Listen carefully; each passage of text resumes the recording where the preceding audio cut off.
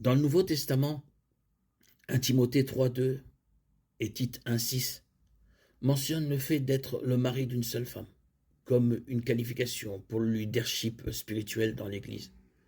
L'expression pourrait littéralement être traduite par un homme d'une seule femme, quelle que soit l'étendue ou la portée de cette qualification.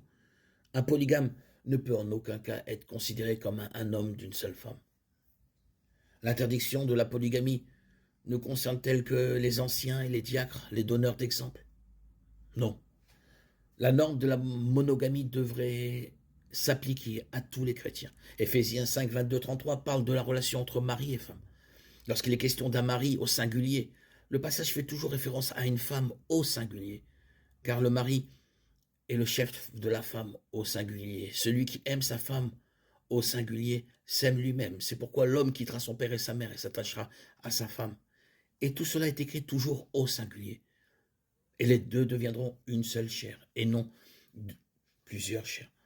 Toujours au singulier. Que chacun de vous aime sa femme comme lui-même et que la femme respecte son mari. De plus, si la polygamie était autorisée, l'illustration de la relation du Christ avec son corps s'effondre. Y a-t-il des cas dans lesquels l'autorisation de la polygamie s'appliquerait encore aujourd'hui? Peut-être, mais il est inconcevable qu'il n'y ait pas d'autre solution.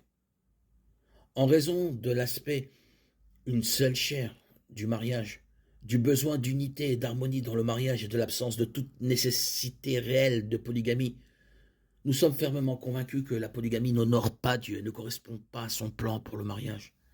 Éphésiens 5, 32.